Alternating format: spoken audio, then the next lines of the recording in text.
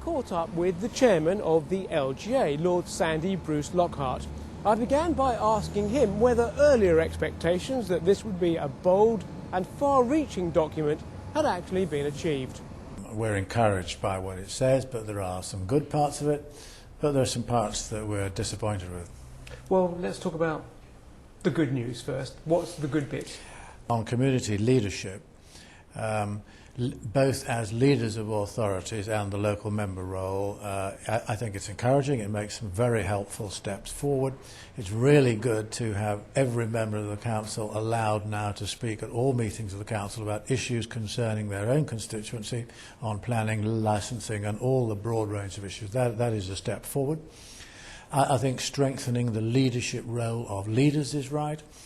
I personally think that mayors are a distraction, and I've said many times it's not the title of the job that matters, it's the powers that people have. And if leaders of councils now had the powers, then they could fulfil a much stronger role.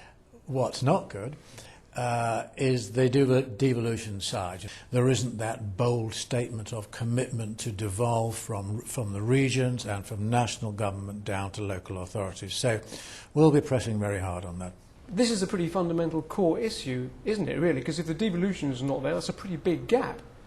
Yes, it is. And clearly, having had those very splendid statements about devolution in the summer from the Prime Minister and the Chancellor, clearly, people expect to know what it's about. We need to see the extent of powers, we need to see the detail of powers. The Local Government Association has put forward a range of proposals to government departments. We're going to publish shortly, and then we expect to see those adopted in the legislation in the next 2 or 3 months when it comes forward. There's one criticism that's being made today, not an unexpected criticism, that it doesn't make much sense to have this white paper without knowing what Michael Lyons is going to report on when he looks at the funding. Well, I'm not sure it does at this stage.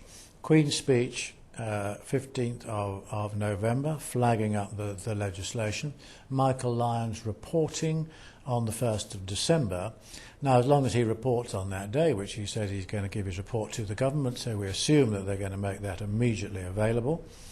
And then as the legislation comes forward, we'll know what Michael Lyons has said, and it is absolutely essential that he rebalances local government funding, that he allows local authorities to retain more of the taxes that are already being raised locally. This is not extra taxation, this is just keeping more of the taxation, instead of it all going up to the Chancellor and then back down with strings on, it being available for the local authorities. And I think what we suggested is, and there's a totally clear case, is at the core of that the return of the business rate with an inflation guarantee, so councils have a more buoyant tax, but they're also incentivised to go for economic growth.